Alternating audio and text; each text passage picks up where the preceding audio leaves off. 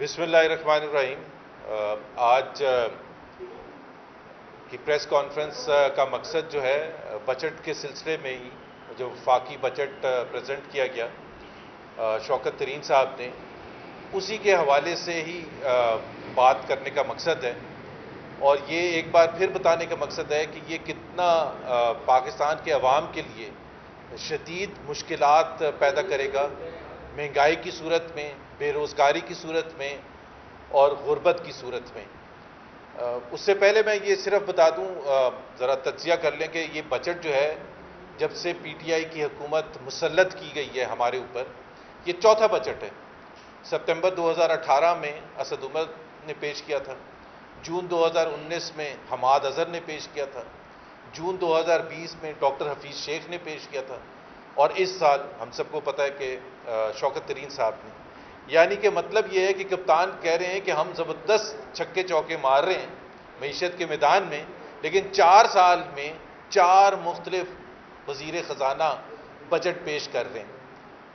یہ بھی ایک تاریخ کا حصہ ہے جو میرا خیال ہے دہرانے کا مقصد اس لیے ہے کہ یہ کوئی وننگ کمبینیشن نہیں ہے، یہ ہارنے والی ٹیم کی ریفلیکشن ہے کہ بار بار اگر آپ وزیر خزانہ کو بدلیں گے، اور آج جو وعدے کیے جا رہے ہیں شوکت ترین صاحب کی طرف سے، تو ہمیں کیا پتا اگلے سال جب بجٹ کا وقت آئے تو کوئی اور وزیر خزانہ ہو، اور وہ بھی پتہ نہیں کہاں سے لے کے آئے ہیں۔ اس وجہ سے ہم یہ کہتے ہیں کہ یہ جو بجٹ ہے اس کو اس حوالے سے دیکھنا ہے کہ یہ کوئی پہلا بجٹ نہیں ہے جس طرح سے شوکت ترین ایک ریفلیکٹ کرنے کی کوشش کر رہے ہیں۔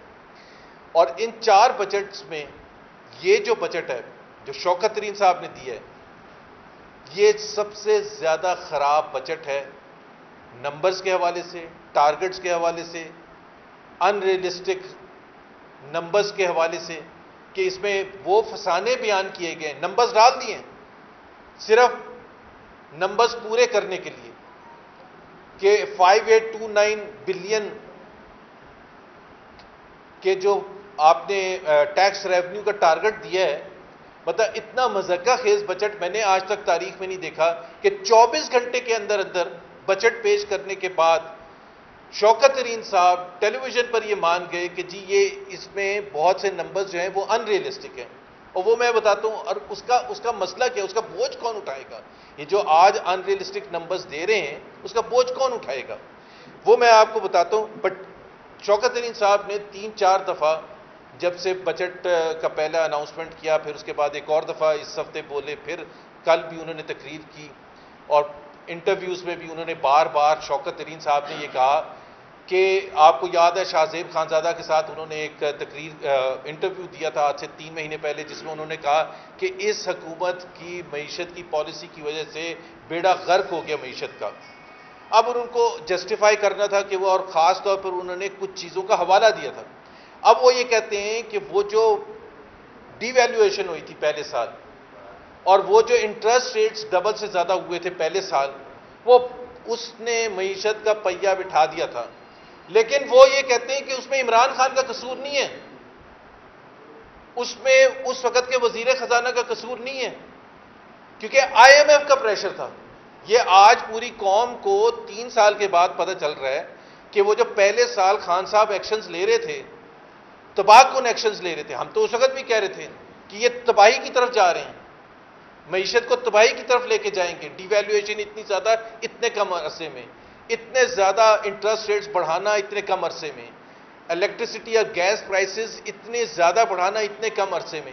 اب ہمیں 3 سال کے بعد شوکت ترین صاحب یہ بتا رہے ہیں کہ وہ آئی ایم ایف کا دباؤ تھا۔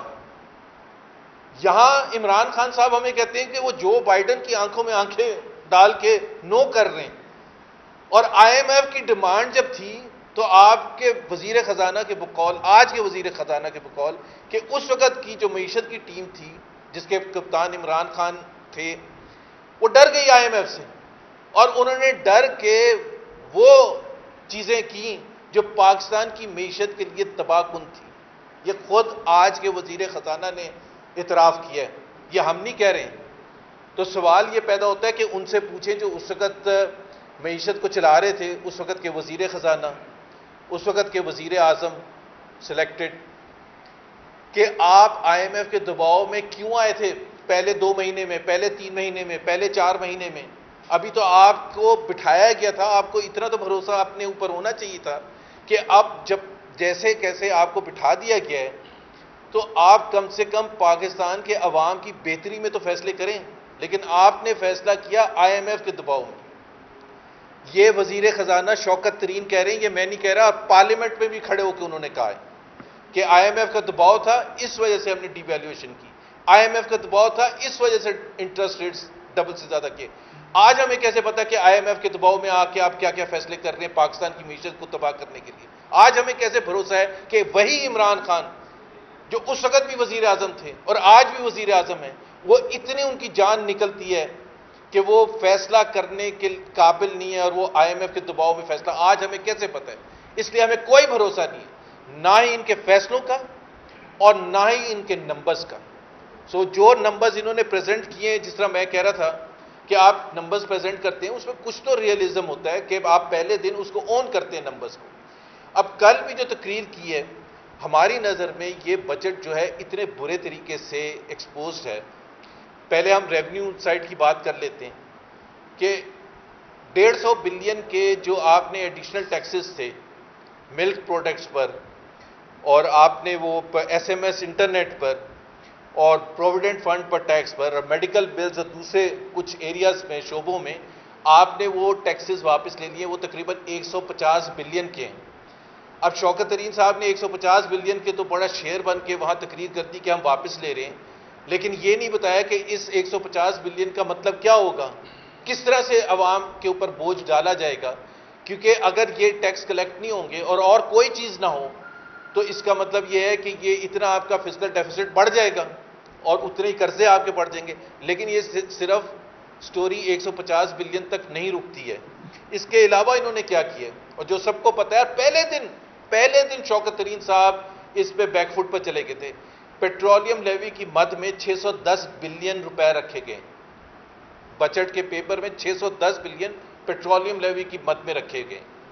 آج پیٹرولیم لیوی جتنا ہے، اور اگر ہم ایک نارمل کنزمپشن پاکستان کے لیے لیں، پچھلے سال کی نہ لیں کیونکہ کووڈ کی وجہ سے بھی تھوڑا سا تھا، ایک نارمل کنزمپشن آ جائے پیٹرول اور ڈیزل وغیرہ کی، تو 100 بلین سے زیادہ آج کے ریٹ پر، آج جتنا پیٹرولیم لیوی ہے 100 بلین سے زیادہ پورے سال میں کلیکٹ نہیں کر سکتے.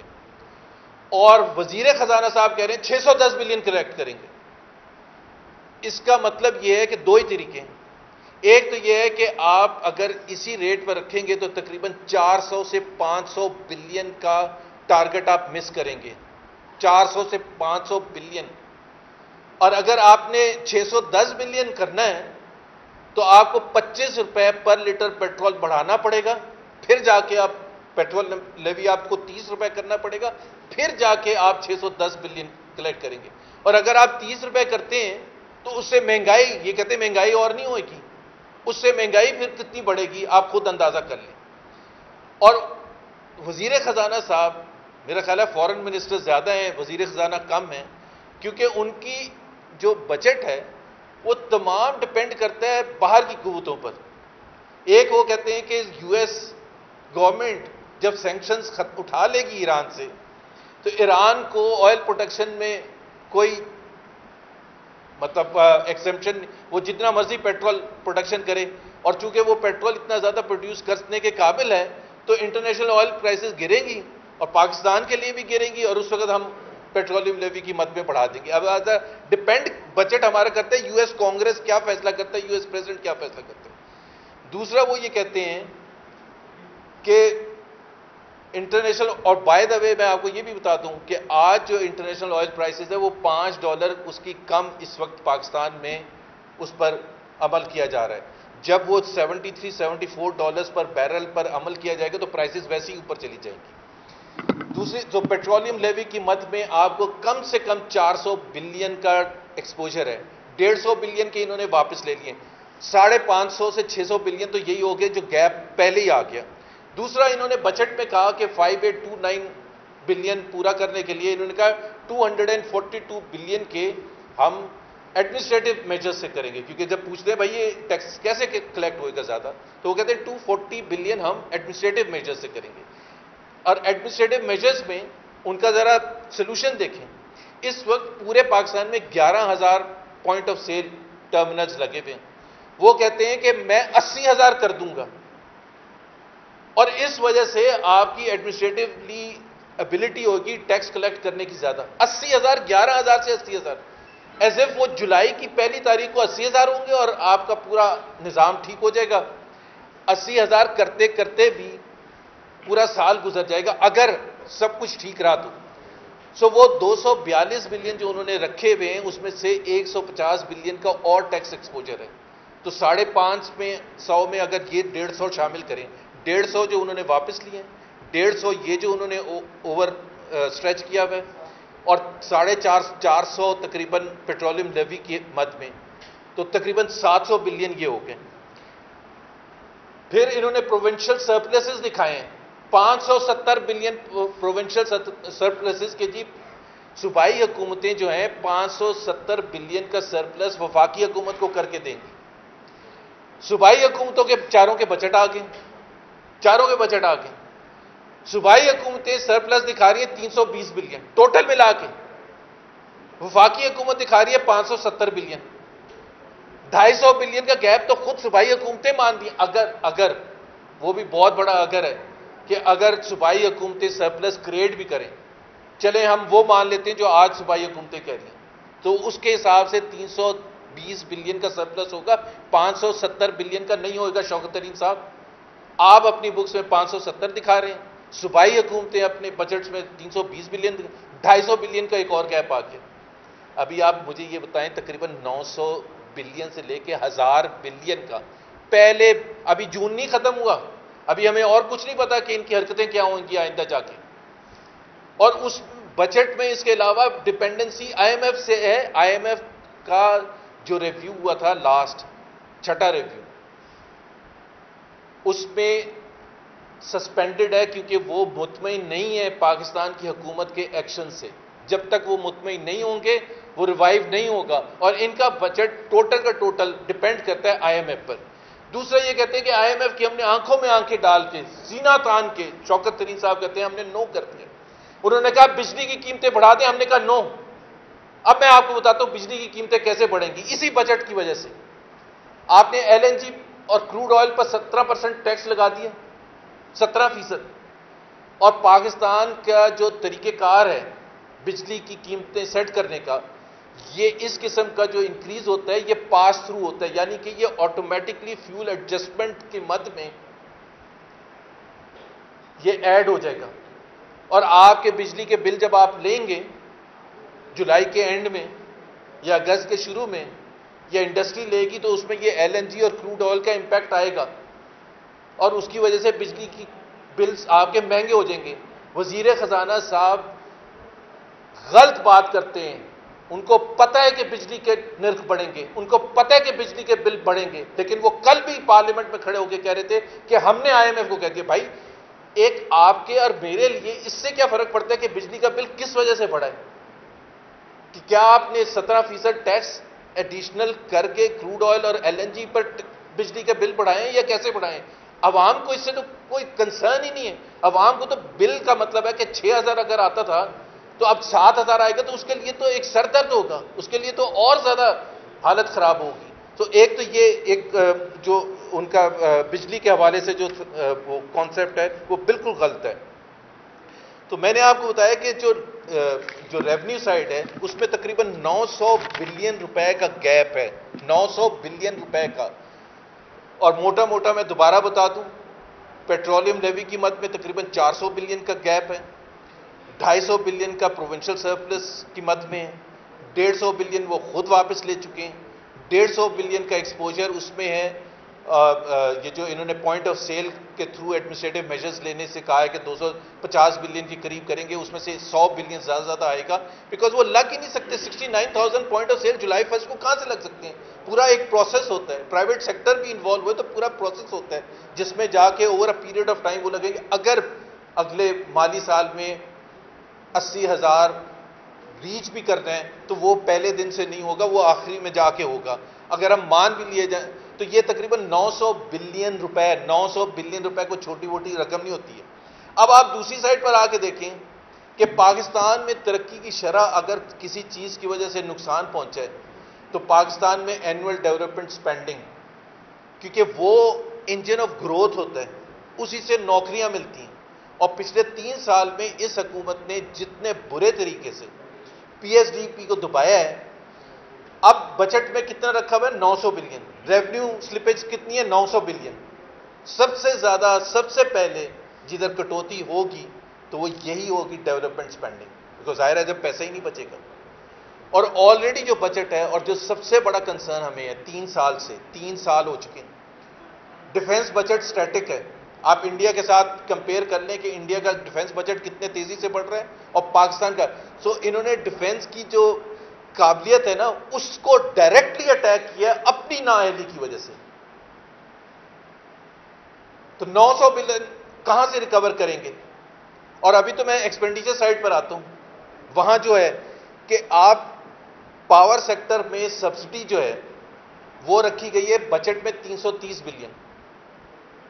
اس سال پاور سیکٹر کی سبسڈی جو ہے ایکچوئل وہ 500 بلین سے زیادہ ہے. ایکچوئل جو ہوگی وہ 500 بلین یا اس سے زیادہ ہوگی. تو 170 بلین آپ کا وہاں گیپ آ جاتا ہے. ایکسپینڈیچر اوور شوٹ کرے گا 170 بلین، بیکاز جتنی بھی ہوگی وہ آپ کو پے تو کرنی پڑے گی، ابزارب تو کرنی پڑے گی حکومت پاکستان کو. 170 بلین وہاں سے تو تقریباً 1100 بلین کا گیپ ہو گیا. اور یہ میں بات کر رہا ہوں کہ اگر باقی سب چیزیں ٹھیک ہوں، جو اس حکومت کا بیک گراؤنڈ ہے اور ایکسپیرینس ہے اور جو بھی انہوں نے پچھلے 3 سال میں معیشت کے حوالے سے تباہ کیا ہے، اگر اس ریکارڈ کو دیکھیں تو اور گیپس ابھی جیسے جولائی آئے گا اور اگست آئے گا تو یہ اور زیادہ بڑھتے چلے جائیں گے. اب اگر بجٹ ڈاکومنٹ دیکھیں بجٹ میں 3 چیزیں ہوتی ہیں. ایک جو آپ کا انکم ہوتا ہے ریونیو سائڈ، ایک اخراجات آپ کے کتنے، اور اس میں جو گیپ ہے اس کی وجہ سے فسکل ڈیفیسٹ کتنا. 2018 میں جب ہماری حکومت کلوز ہوئی تھی تو 2200 کا فسکل ڈیفیسٹ تھا. انہوں نے واویلا مچا دیا تھا کہ 2000 کراس کر کے. ابھی اس سال کے بجٹ ڈاکومنٹ میں سٹارٹنگ نمبر جو ہے، ابھی یہ گیپس کی نہیں میں بات کر رہا، وہ 3990، سمجھ لیں 4000 بلین. خود کہہ رہے ہیں، خود حکومت کہہ رہی ہے کہ 4000 بلین کا فسکل ڈیفیسٹ ہوگا. یہ 1000 آپ ایڈ کریں تو 5000 کا فسکل ڈیفیسٹ آپ اس سال کریں گے کم سے کم. اس کا مطلب کیا ہے 5000 کا؟ کہاں سے پورا کریں گے؟ قرضے لیں گے. تو 5000 کے تو قرضے سیدھے سیدھے آپ کے ایڈ ہوئیں گے. جو 13000 کے قرضے لے چکے ہیں اور انکریز کر چکے ہیں 25000 سے 38000 بلین آج جو کھڑے ہیں جتنے قرضے ہیں، تو 5000 اور بڑھ جائیں گے، 43000 ہو جائیں گے. شروع ہوئے تھے 24900 سے اور لے کے جانے تھے 20000 خان صاحب نے کہا تھا. اور اس سال کے اینڈ میں تقریباً 43000 بلین ہوں گے اگر اور کوئی چیز خراب نہ ہوئی. 5000 تو میں نے آپ کو بتا دیا یہ فسکل ڈیفیسٹ کو پورا کرنے کے لیے قرضے لیں گے. تو ہر لحاظ سے اگر آپ دیکھیں کہ تباہ کن ہے. اور اخراجات کی مد میں کیوں اتنا زیادہ انکریز ہوئے؟ سب سے بڑی وجہ جو ہے وہ ڈیٹ سروسنگ ہے. آپ کی جو وہ کہتے ہیں کہ جی میں کیا کروں؟ بھائی آپ جب جتنا زیادہ فسکل ڈیفیسٹ کریں گے، پاکستان کی تاریخ میں اتنا 3 سال میں فسکل ڈیفیسٹ نہیں ہوا تھا جتنا اس حکومت نے کیا. 3 سال میں اماؤنٹ وائز میں بتا رہا ہوں اور کمپیئر کر رہا ہوں پہلے 3 سال پی ایم ایل این کے. 10,700 بلین کا گیپ تھا، اخراجات زیادہ تھے 10,700 سے. اس حکومت کے 3 سال کے بجٹ میں ابھی چوتھے کی نہیں بات کر رہا، اخراجات آپ کے ٹیکس ریونیو کے مقابلے میں 10,700 بلین کے زیادہ تھے. تو 10,700 تو آپ نے سیدھا سیدھا قرضے لینے ہی لینے تھے. اس 10,700 کے مقابلے میں نون لیگ کی حکومت میں 3 سال میں 4,200 یعنی کہ 6,500 بلین ایڈیشنل آپ نے قرضے لیے صرف فسکل ڈیفیسٹ کی وجہ سے. اور اس سال 5,000 اور لیں گے آپ. آپ یہ سوچیں کہ 5,000 اور لیں گے، یہ سسٹینیبل ہی نہیں ہے. اس وجہ سے ہم کہتے ہیں عمران خان اور پاکستان سسٹینیبل نہیں ہے ایک ساتھ. کیونکہ اگر جب تک یہ تو میں چوتھے سال کا بجٹ کہہ رہا ہوں، آپ سوچیں 5ویں سال کیا تباہی ہوگی. اور یہ تو ہم یہ کہہ رہے ہیں کہ ہم باقی ساری چیزیں ان کے مان لیتے ہیں، حالانکہ ان کی جو ریلائبلٹی ہے اور جو ان کی انٹیگریٹی ہے نمبرز کی، وہ ہم سب کو پتہ ہے۔ پہلے سال میں کیا کہہ دیا کہ 3.3% گروتھ ہوئی ہے، پتہ چلا 1.9% ہوئی ہے۔ پہلے سال میں کہہ دیا 5.1% فسکل ڈیفیسٹ ہوگا، جون کی پہلے ہفتے تک رکھا کہ 5.1، اینڈ ہوا 9.1%۔ پاکستان کی تاریخ میں کوئی 3 سال ایسے نہیں تھے جس میں فسکل ڈیفیسٹ 8% سے زیادہ ہو۔ یہ پہلی حکومت ہے سن 47 سے لے کے آج تک جس کا فسکل ڈیفیسٹ ہر سال 8% سے زیادہ ہے۔ اس سال بھی 6.3% شو کیا، لیکن جس طرح سے میں نے نمبرز بتائے ہیں پھر جا کے آپ کا 8.5% ہوگا۔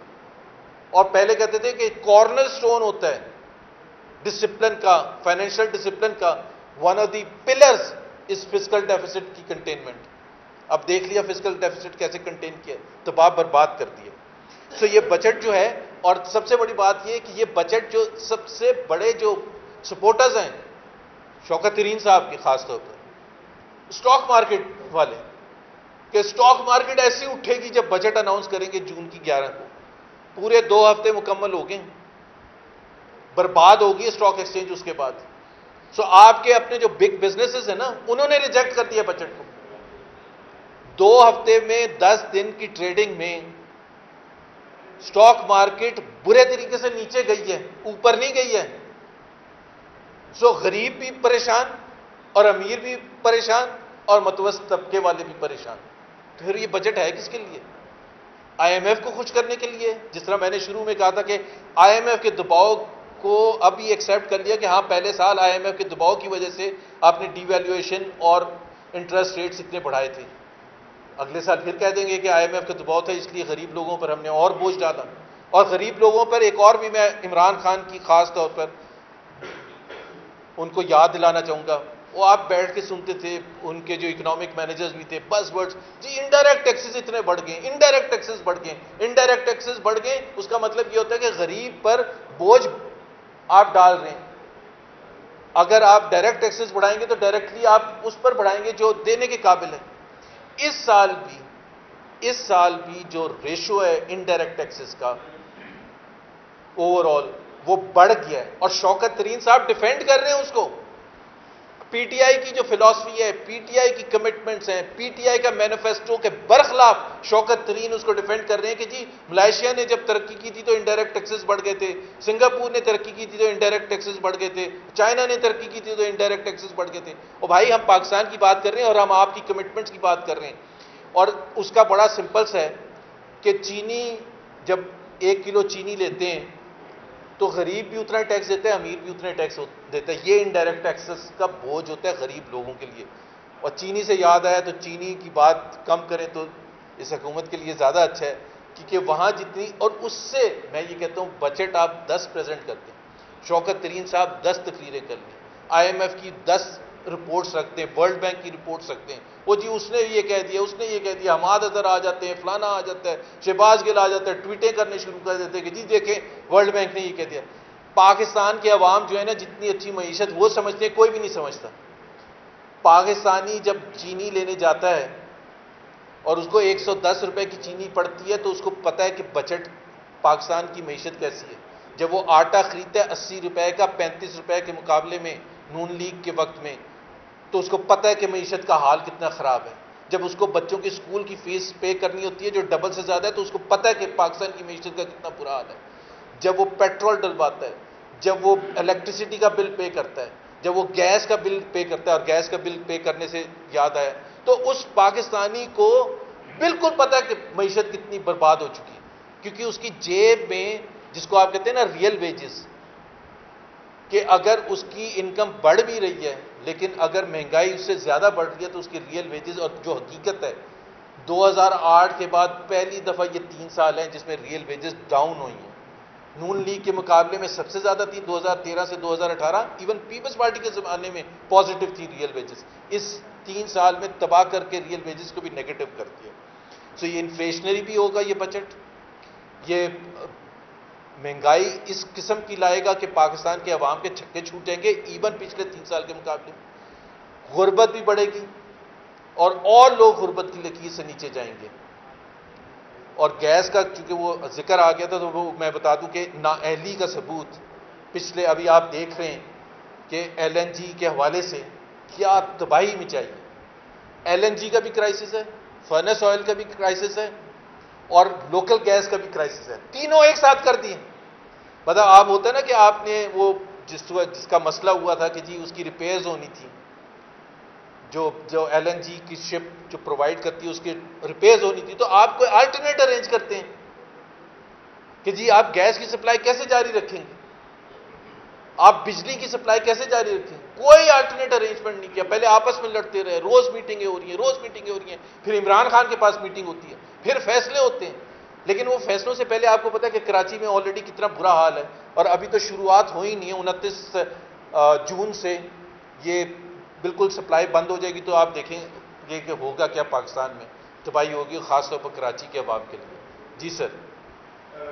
آپ نے بڑی تصویر کھینچی اس بجٹ کی, کوئی اچھی بات ہے اس میں؟ دوسری یہ بتائیے گا کہ تقریر بہت اچھی کرتے ہیں شوکت علی.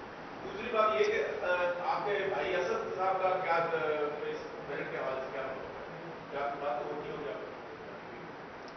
دیکھیں جب وہ شوکت ترین صاحب نے تو اسد صاحب پر سارا بلیم ڈال دیا کہ آئی ایم ایف کے دباؤ میں ہم نے یہ سارے فیصلے کیے تھے. تو اب ظاہر ہے اسد صاحب کو پبلک میں آ کے, مجھے نہیں بتانا, پبلک میں آ کے بتانا ہے کہ آئی ایم ایف کا دباؤ عمران خان نے ایکسیپٹ کیا تھا یا انہوں نے کیا تھا, اور کیوں کیا تھا, اور کیا شوکت ترین صاحب صحیح کہہ رہے ہیں یا غلط کہہ رہے ہیں. تو یہ تو اور بجٹ کے حوالے سے بھی دیکھیں, جو پرائیویٹ میں بات ہوتی ہے وہ تو میرا خیال ہے کوٹ کرنا بھی صحیح نہیں ہوتا. جو پبلک میں ظاہر ہے وہ حکومت کا حصہ ہے, وہ ڈیفینڈ کریں گے.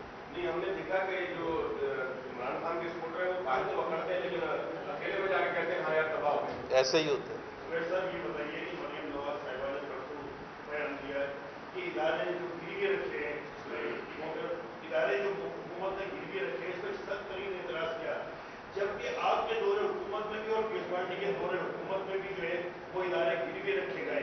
تو یہ سیاست کب تک چلے گی؟ آپ وہ کام کریں تو وہ حکومت بدلی, دوسری حکومت کرے تو وہ ملک دشمن. اس طرح کی سیاست ہم کب تک کھیلتے رہیں گے یا کرتے رہیں گے؟ بھائی پہلے تو سیاست بالکل ہم کریں گے اس پر, کیونکہ ہمیں لے کے وہ حملے کیے جاتے تھے. عمران خان صاحب پتہ کچھ نہیں تھا, تو ہم ان کو یاد نہ دلائیں, ہم کہیں اچھا اچھا اچھا یہ تو ہوتا ہے ایسے. ایسی سیاست ہم نہیں کریں گے, اور وہ والی سیاست ہم نہیں کر رہے جو عمران خان کھڑا ہو کے 126 دن پورے پاکستان کو یرغمال بنا کے اور شہر شہر بند کر کے کرتے تھے. ہم تو جو مہذب طریقہ ہوتا ہے, اب ہوش آ گئے نا, ہوش ٹھکانے آ گئے ہیں کہ پتہ چل گیا ہے کہ ملک چلانا کتنا مشکل ہوتا ہے. اور آپ قرضے لے کیوں رہے ہیں اور کس پر لے رہے ہیں قرضے؟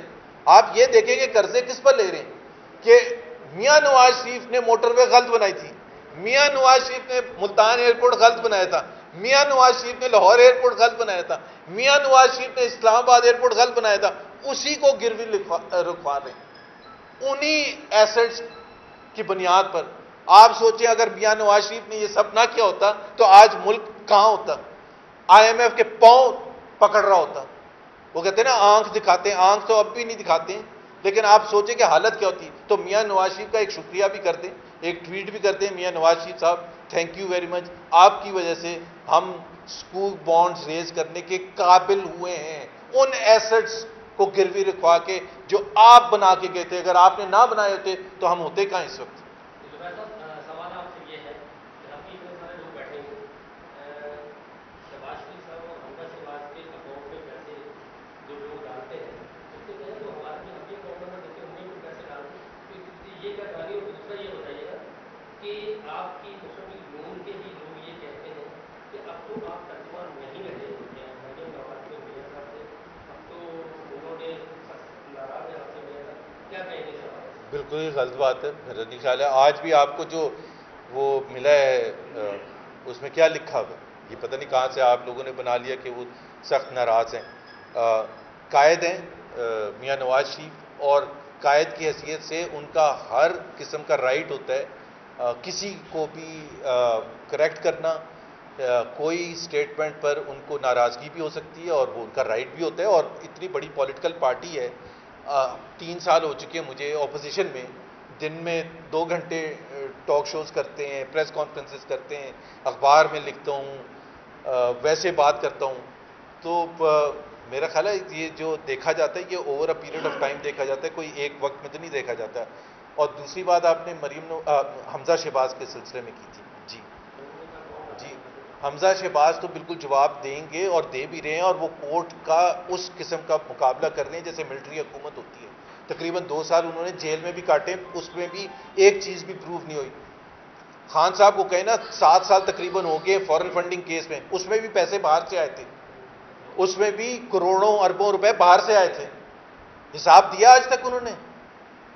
وہ کہتے ہیں اکبر ایز بابر جو ہے، اکبر ایز بابر نے جب کیس کیا تھا تو وہ تحریک انصاف کے وہ نہیں تھے، رکن نہیں تھے.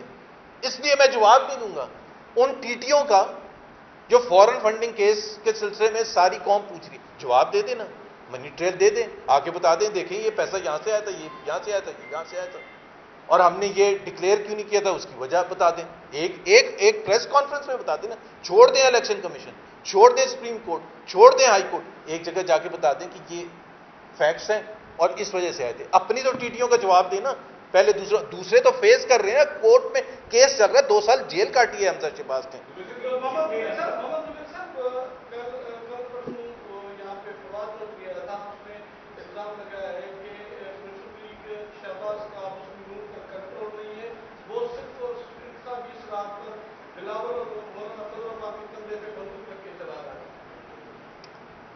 میرا خیال ہے اس میں یہ بار بار پچھلے اتنے سالوں سے بات ہو رہی ہے، بلکہ اتنے ڈیکیڈ سے بات ہو رہی ہے کہ جی شہباز شریف اور میاں نواز شریف کا آپس میں کیا ڈفرنس ہے.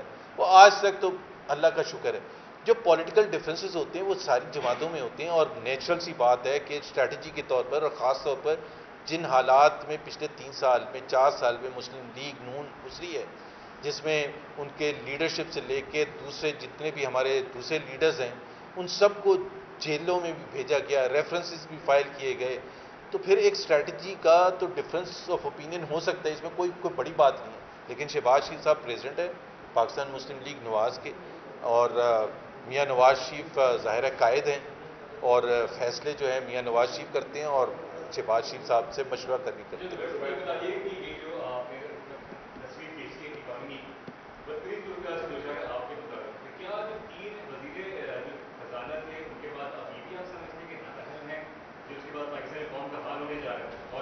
دیکھیں نا، پہلے تو یہ شوکت ترین صاحب نہ ریپرزینٹ کرتے ہیں پی ٹی آئی کا موقف، نہ ریپرزینٹ کرتے ہیں پی ٹی آئی کی فلاسفی، نہ اس نیا پاکستان کا تصور انہوں نے بنانے میں کوئی ان کا کوئی کنٹریبیوشن تھی. سو جب ایک وزیر خزانہ جو سب سے اہم ترین پوزیشن ہوتی ہے ایک پارلیمنٹری ڈیموکریسی میں، جب وہ بلیو ہی نہیں کرتے اس مینیفیسٹو پر، اسی وجہ سے جب وہ پیپلز پارٹی کے وقت بھی آئے تھے وہ تو ایک اسی طرح سے جیسے حفیظ شیخ صاحب آئے تھے ویسے شوکت ترین صاحب، اس دفعہ شوکت ترین پہلے آئے تھے پیپلز پارٹی کے زمانے میں اور بعد میں حفیظ شیخ آئے تھے. اس دفعہ وہ رول چینج ہو گیا، پہلے حفیظ شیخ صاحب آئے اور پھر شوکت ترین صاحب آئے.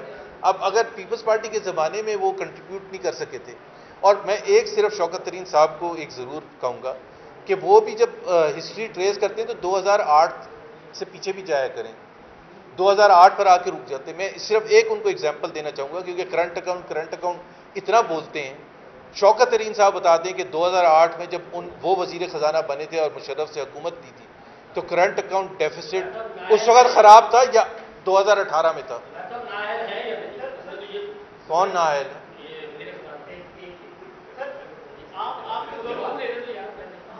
میرا خیال ہے کافی چیزیں کہہ دی شوکت ترین صاحب نے. ہاں میں نے نہیں بتایا، آپ کے خیال سے کیسا ہے؟ بہت اچھا ہے.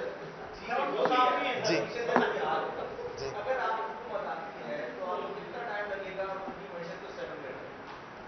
دیکھیں، ہمیں پہلی چیز یہ ہوتی ہے کہ سب سے زیادہ امپورٹنٹ چیز ہوتی ہے، جیسے 2013 میں جب ہم آئے تھے تو پہلے سال اگر آپ اٹھا کے دیکھیں سب سے زیادہ امپورٹنٹ چیز ہوتی ہے کسی بھی چیز میں، چاہے آپ پڑھائی کر رہے ہوں، چاہے آپ کسی جگہ نوکری کر رہے ہوں، اور خاص طور پر جو آپ نے سوال پوچھا ہے معیشت کے حوالے سے کہ ٹرینڈز پازیٹیو ہونے لگنے چاہیے. پازیٹیو کیا ہوتے ہیں ٹرینڈز؟ کہ آپ کی گروتھ اوپر جا رہی ہو، آپ کا فسکل ڈیفیسٹ نیچے آ رہا ہو، آپ کا tax to G D P اوپر جا رہا ہو، آپ کی انفلیشن نیچے آ رہی ہو، غربت کم ہو رہی ہو، بے روزگاری کم ہو رہی ہو. یہی ہوتے ہیں نا ٹرینڈز. آپ 2014 کے اٹھا کے دیکھیں، پہلے سال ہم نے 3% سے 4% کراس کر دیا گروتھ ریٹ. انفلیشن پہلے سال کم ہوگی اینڈ میں، پہلے سال کے اینڈ میں آپ کی فسکل ڈیفیسٹ کم ہو گیا، آپ کی غربت میں کمی آنی شروع ہوگی، آپ کی بے روزگاری میں کمی آنی شروع ہوگی، تو سارے پازیٹیو، آپ کے ڈسکاؤنٹ ریٹ کم ہونا شروع ہو گیا. یہ کہتے ہیں نا آئی ایم ایف میں جانے کی وجہ سے ہمارے اوپر پریشر تھا. ہم بھی تو آئی ایم ایف میں گئے تھے. ہم آئی ایم ایف میں جا کے ہم نے ڈی ویلیو بھی نہیں کیا، اور ہم آئی ایم ایف میں جا کے ہم نے ڈسکاؤنٹ ریٹ بھی نہیں بڑھایا، بلکہ کم کیا، کنسسٹنٹلی کم کیا. 12% سے اوپر تھا جب ہماری حکومت آئی تھی. ہم کم کر کے اس کو 6.25% تک لے آئے تھے. تو یہ کہنا تو ٹرینڈز ہوتے ہیں کہ میں یہ تو نہیں کہہ سکتا کہ ہم آتے ہی چھکے مارنے شروع کر دیں. جس طرح کرکٹ میچ میں جا کے آپ کو نظر آنا چاہیے سب کو کہ یہ اچھے بیٹسمین ہیں اور یہ امپروومنٹ کی طرف جا رہے ہیں. کبیر صاحب یہ بتائیے، آپ کے شیخ رشید صاحب کا کہنا ہے کہ عمران خان اور وسیع میں کہ نااہل ترین اپوزیشن ملی. آپ اس سال میں کمزور حکومت کا کوئی نہیں کر سکے، تو یہ تو سوال بنتا ہے کہ آپ لوگ نااہل ہیں اپوزیشن والے. یہ بالکل غلط ہے کہ ہم کچھ نہیں کر سکیں. اگر ہم کچھ نہیں کر سکتے تو 10 بائی الیکشنز ہوئے فیبری سے لے کے مئی کے دوران، 4 صوبوں میں ہوئے، اربن کانسٹیٹوئنسیز میں بھی ہوئے، رورل کانسٹیٹوئنسیز میں بھی. پاکستان کی تاریخ میں پہلی دفعہ ہوئے، پہلی دفعہ کہ رولنگ پارٹی 10 کے 10 بائی الیکشنز آ رہی ہیں. اگر ہم نے اثر نہ ڈالا ہوتا، اگر ہم نے عوام کو نہ بتایا ہوتا کہ یہ کتنی نکمی حکومت ہے، تو وہ 10 کے 10 بائی الیکشنز نہ ہارتے. ویسے آپ کی جنرل باجوہ صاحب سے بڑی پرانی دوستی ہے، تو مختلف حلقوں سے جو رابطے ہو رہے ہیں دوبارہ، کیونکہ پہلے بھی آپ لوگوں سے کوئی رابطے نہیں. نہیں اور سوال پوچھتے ہوئے وہ ہنس رہے تھے تو میں جواب دیتے ہوئے میں نہ ہنسوں.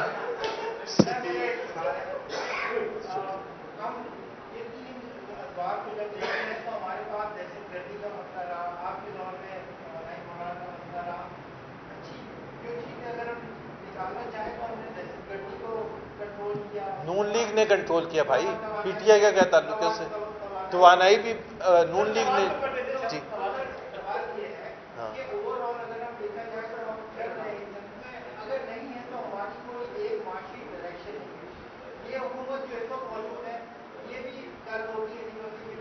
آپ کی بات بالکل صحیح ہے کہ پاکستان کو جو چاہیے وہ continuation of the democratic process چاہیے.